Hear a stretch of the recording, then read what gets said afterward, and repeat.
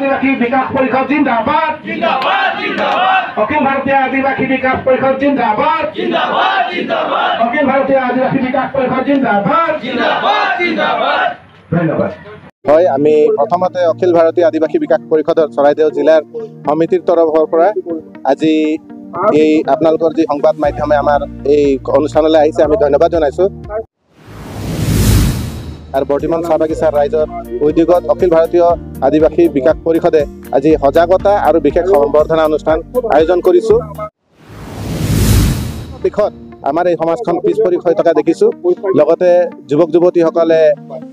মূল হুতিৰ পৰা আঁতৰি বিভিন্ন কাম বনৰ ক্ষেত্ৰতে হওক বিভিন্ন প্ৰৰোচনা বিভিন্ন প্ৰলোভনত পৰি বিভিন্ন ভুল পথবিলাকো বাছি লোৱা আমি দেখিছো আমি আদিবাসী চাহ জনগোষ্ঠীৰ ৰাইজক আমি বিভিন্ন দিশত পিছপৰা দেখাত আমি তেওঁলোকে কেনেকৈ আগবাঢ়ি যাব কেনেকৈ তেওঁলোকে সজাগ হ'ব নিজৰ মৌলিক অধিকাৰসমূহ নিজৰ যি দায়িত্ববিলাক তেওঁলোকে কেনেকৈ গা পাতি ল'ব আৰু বাকী সমাজবিলাকৰ লগত কেনেকৈ ফেৰ মাৰি আগবাঢ়ি যাব পাৰিব তাৰ আমি প্ৰচেষ্টাত আমি তেওঁলোকক সহযোগিতা আগবঢ়াব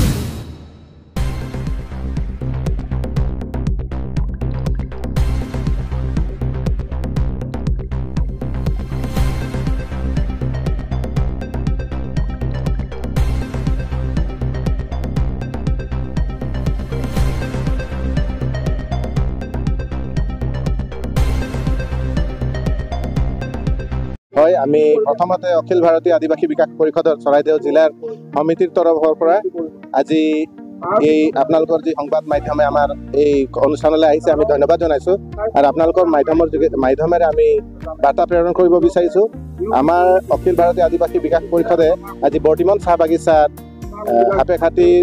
সমূহ ৰাইজৰ সহযোগিতাৰে আৰু বৰ্তমান চাহ বাগিচাৰ ৰাইজৰ উদ্যোগত অখিল ভাৰতীয় আদিবাসী বিকাশ পৰিষদে আজি সজাগতা আৰু বিশেষ সম্বৰ্ধনা অনুষ্ঠান আয়োজন কৰিছো সজাগতা বুলি ক'লে আমাৰ চাহ বাগিচাৰ ৰাইজৰ কথা আমি বহুত বেছিকৈ নকলেও সকলোৱে বুজি পায় যিহেতু আমাৰ বিভিন্ন ধৰণৰ সমস্যা আছে আমাৰ ছাত্ৰ ছাত্ৰীসকলে শিক্ষা দীক্ষাৰ ক্ষেত্ৰত তেওঁলোকে কণ্টিনিউৱেশ্যন কৰিব পৰা নাই তেওঁলোকে আধাতে শিক্ষা সামৰে আৰু তেওঁলোকে বিভিন্ন দিশত তেওঁলোকে গুচি যায় আৰু ফলত শিক্ষাৰ যি হাৰ নিশ্চয় তললৈ নামি গৈছে তেনেকৈ সামাজিক ক্ষেত্ৰতো বিভিন্ন ক্ষেত্ৰত আমি দেখিব পাওঁ মাদক দ্ৰব্যৰ সেৱনৰ পৰা আদি কৰি বিভিন্ন দিশত আমাৰ এই সমাজখন পিছ পৰি হৈ থকা দেখিছো লগতে যুৱক যুৱতীসকলে মূল হুতিৰ পৰা আঁতৰি বিভিন্ন কাম বনৰ ক্ষেত্ৰতে হওক বিভিন্ন প্ৰৰোচনা বিভিন্ন প্ৰলোভনত পৰি বিভিন্ন ভুল পথবিলাকো বাছি লোৱা আমি দেখিছো সেই তেনেকৈ আমি আদিবাসী চাহ জনগোষ্ঠীৰ ৰাইজক আমি বিভিন্ন দিশত পিছপৰা দেখাত আমি তেওঁলোকে কেনেকৈ আগবাঢ়ি যাব কেনেকৈ তেওঁলোকে সজাগ হ'ব নিজৰ মৌলিক অধিকাৰসমূহ নিজৰ যি দায়িত্ববিলাক তেওঁলোকে কেনেকৈ গা পাতি ল'ব আৰু বাকী সমাজবিলাকৰ লগত কেনেকৈ ফেৰ মাৰি আগবাঢ়ি যাব পাৰিব তাৰ আমি প্ৰচেষ্টাত আমি তেওঁলোকক সহযোগিতা আগবঢ়াব বিচাৰি আছো সেইকাৰণে অখিল ভাৰতীয় আদিবাসী বিকাশ পৰিষদে আজি এই বৰ্তমান চাহ বাগিচাত আমাৰ প্ৰথম সজাগতা সভা আমি আয়োজন কৰিলো ইয়াত আমাৰ কেন্দ্ৰীয় প্ৰতিনিধিবৰ্গও উপস্থিত আছে আৰু চৰাইদেউ জিলাৰ প্ৰতিনিধিসকল উপস্থিত আছে আৰু এনেদৰে এই সজাগতা সভাক আমি ইয়াৰ পৰা অবিৰতভাৱে চলাই লৈ যাম আমাৰ যেতিয়ালৈকে লক্ষ্য উদ্দেশ্য সম্পূৰ্ণ নহয় আমি এই সজাগতাক সম্পূৰ্ণ অব্যাহতভাৱে চলাই লৈ যাম আপোনালোকৰ অনাগত দিনত আদিবাসী ৰাইজৰ আমি প্ৰথম কথা হ'ল আমি এটা কথা লক্ষ্য কৰিছো যে আমাৰ চাহ জনজাতি আদিবাসী সমাজখন বিভিন্ন কাৰণে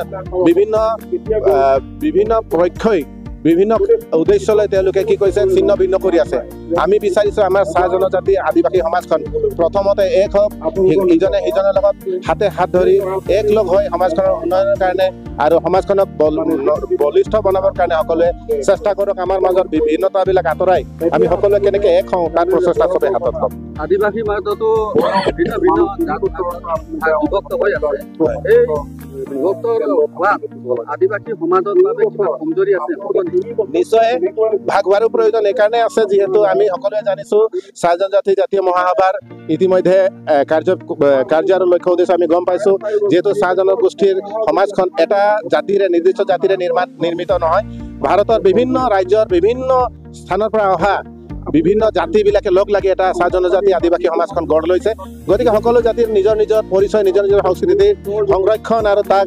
মানে উন্নত কৰাৰ প্ৰয়োজন আছে লগতে সেই একতাটোৰ প্ৰতিও আমি ধ্যান দিব লাগিব গুৰুত্ব দিব লাগিব যিহেতু আমি এক হ'লেহে আমাক কি কৰিব কোনো শক্তিয়ে নষ্ট কৰিব নোৱাৰে আৰু আমাৰ যিবিলাক অধিকাৰ আজি আমি অধিকাৰৰ পৰা বঞ্চিত হৈ আছো আমাৰ সেই অধিকাৰবিলাক ৰাজনৈতিক অধিকাৰেই হওক সামাজিক অধিকাৰেই হওক আৰু যিবিলাক অধিকাৰৰ পৰা আমি বঞ্চিত হৈছো আমাৰ সাংবিধানিক অধিকাৰবিলাক আমি পুনৰ সাব্যস্ত কৰিব পাৰিম বুলি মই বিশ্বাস কৰোঁ একেবাৰে শেষত আমাৰ চাই থকা দৰ্শক আমি আপোনালোকৰ মাধ্যমৰ সংবাদ মাধ্যমৰ যোগেদি আমাৰ সদৌ অসমৰ আমাৰ চাহ জনজাতি আদিবাসী ৰাইজক আমি এইটোৱে আহ্বান জনাম আহক আমি সকলোৱে এক লগ হওঁ আহক আমি এটা উদ্দেশ্য এটা লক্ষ্যৰে আমি সকলোৱে একেলগে আমাৰ সমাজখনক আগবঢ়াই লৈ যাবৰ কাৰণে য'ত য'ত আমাৰ মানুহবিলাকে শোষিত হৈ আছে য'ত য'ত আমাৰ মানুহবিলাকে শোষণ আৰু বঞ্চনাৰ বলি হৈ আছে আমি তেওঁলোকক চিনাক্তকৰণ কৰি কেনেকৈ তেওঁলোকৰ পৰিৱেশৰ পৰা উলিয়াই আনিব পাৰিম কেনেকৈ তেওঁলোকৰ শিক্ষা আৰু তেওঁলোকৰ মাজত সকলো ধৰণৰ সজাগতাবিলাক আনিব পাৰিম তাৰ প্ৰচেষ্টাত আমি সকলোৱে ব্ৰতী হওঁ এইটোৱে আমি আহ্বান জনাইছোঁ